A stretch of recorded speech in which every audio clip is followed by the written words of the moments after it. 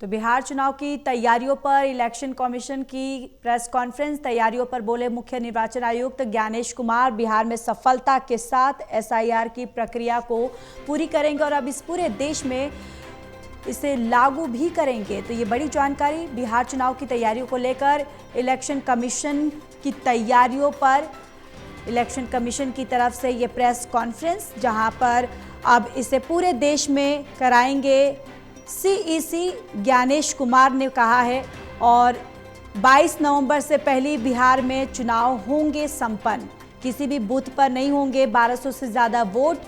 Polling बूथों की 100% से वेबकास्टिंग की जाएगी और कलरफुल होगी प्रत्याशियों की फोटो। इसके साथ ही ये तमाम बातें ज्ञानेश कुमार की तरफ से इस प्रेस कॉन्फ्रेंस में कही गई है बिहार विधानसभा चुनाव की लेकर, जहां पर तैयारियों को लेकर ये प्रेस कॉन्फ्रेंस की गई। तैयारियों पर मुख्य निर्वाचन आयुक्त ज्ञानेश कुमार ने तमाम बातें कही। उन्होंने कहा कि बिहार में सफलता के साथ एसआईआर की प्रक्रिया को पूरी करवाएंगे और अब इसे पूरे देश में करवाएंगे और वोटर लिस्ट को शुद्ध करने वाले बीएलओ का भी धन्यवाद किया। 22 नवंबर से पहले ही बिहार में चुनाव संपन्न होंगे और किसी भी बूथ पर नहीं होंगे 1200 से ज़्यादा वोट। पोलिंग बूथों की 100% वेबकास्टिंग की जाएगी। इसके साथ ही उन्होंने ये भी कहा कि कलरफुल होगी प्रत्याशियों की फोटो। और इसी खबर पर ज़्यादा जानकारी के साथ असिस्टेंट एडिटर ललित नारायण कांडपाल हमारे साथ जुड़ चुके हैं। ललित, देखिए थोड़ी देर पहले ही हम जिस तरीके से प्रेस कॉन्फ्रेंस सुन रहे थे, जहां बिहार चुनाव की तैयारियों को लेकर ईसी की तरफ से ये प्रेस कॉन्फ्रेंस की गई, जहां पर मुख्य निर्वाचन आयुक्त ज्ञानेश कुमार ने तैयारियों को लेकर तमाम जानकारी उन्होंने मीडिया के सामने रखी। बिल्कुल आपने सही कहा ज्योति कि जिस तरीके से ये पूरी प्रक्रिया को अंजाम दिया गया एसआईआर की, उसको लेकर जो है एक अपनी उपलब्धि के तौर पर आज ज्ञानेश कुमार ने इसको सामने रखा। उन्होंने कहा कि हमने इसको तय समय सीमा के अंदर पूरा किया है। उन्होंने ये भी कहा कि जिस तरीके से इस पूरी प्रक्रिया में हमने देखा कि एक लंबा समय लगा, अब चुनाव के बाद जो है बिहार चुनाव के बाद इसको पूरे देश में लागू किया जाएगा। और इस बार उन्होंने बताया कि जो बिहार में चुनाव होगा वो एक तरीके से नए भारत का चुनाव होने जा रहा है और इस बार काउंटिंग प्रक्रिया में भी काफी बदलाव आएंगे। साथ ही पोलिंग स्टेशन पर जो है वेबकास्टिंग की जाएगी ताकि लोगों को पता चल सके, किसी भी तरह का फर्जीवाड़ा रोका जा सके। बूथ से 100 मीटर की दूरी पर हर प्रत्याशी अपने एजेंट को लगा सकता है और ये इस तरह के कई नॉर्म्स उन्होंने आज बताए हैं। राहुल गांधी के आरोपों पर भी आज उन्होंने जवाब दिया। उन्होंने कहा कि जो ये कहा गया कि चुनाव के बाद एसआईआर होना चाहिए, वो एक तरीके से न्याय संगत नहीं है। एसआईआर कभी भी किया जा सकता है और जिस तरीके से उन्होंने कहा कि बिहार चुनाव के बाद पूरे देश भर में एसआईआर किया जाएगा और वोटिंग लिस्ट को शुद्ध किया जाएगा। बिल्कुल। और देखिए ललित, इस बार एक अहम बात भी इलेक्शन कमीशन की तरफ से जिस तरीके से साझा की गई है, जिस तरीके से उन्होंने कहा कि इस बार कलरफुल प्रत्याशियों की फोटोज होंगी। बिल्कुल, उन्होंने कई सारे बदलाव कर रही है इस बार चुनाव आयोग और उसमें जो प्रमुख तौर पर जो है अगर कहा जाए तो जिसमें उन्होंने बताया कि किसी भी बूथ पर जो है 1200 से ज्यादा वोटर नहीं होंगे।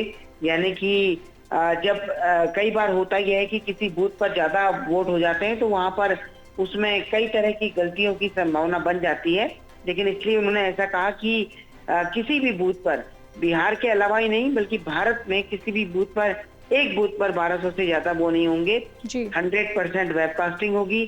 चुनाव खत्म करने के बाद भी उन्होंने कई जानकारी दी कि पोस्टल बैलेट की गिनती जो है ईवीएम के आखिरी 2 राउंड से पहले होगी और साथ ही चुनाव खत्म होने के बाद जो है कितने लोगों ने वोट किया, कितनी महिलाओं ने वोट किया, कितने प्रतिशत मतदान रहा, इस बारे में भी जानकारी दी जाएगी। जो डिजिटल इंडेक्स कार्ड है वो चुनाव खत्म होने के कुछ ही दिन में सबको मिल जाएगा। तो 17 बड़े फैसले जो है चुनाव आयोग ने जो है बिहार विधानसभा चुनाव को लेकर किए हैं और चुनाव आयोग ने एक बड़े बदलाव के साथ इस चुनाव को आगे बढ़ाने जा रहे हैं। जी बिल्कुल ललित। और देखिए जिस तरीके से ये भी कहा गया कि 22 नवंबर से पहले ही बिहार में चुनाव जो हैं वो संपन्न हो जाएंगे।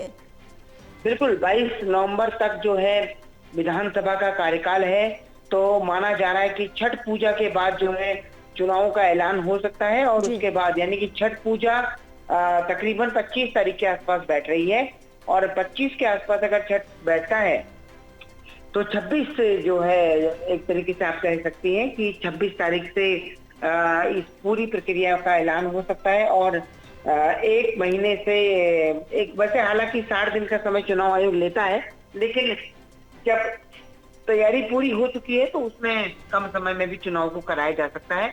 लेकिन जो इस बार में बदलाव किए जा रहे हैं वो अपने आप में बेहद दिलचस्प है, और अब देखना होगा कि राजनीतिक दलों का इस पर क्या रिएक्शन सामने आता है। बिल्कुल, चलिए ललित, तमाम जानकारी के लिए धन्यवाद।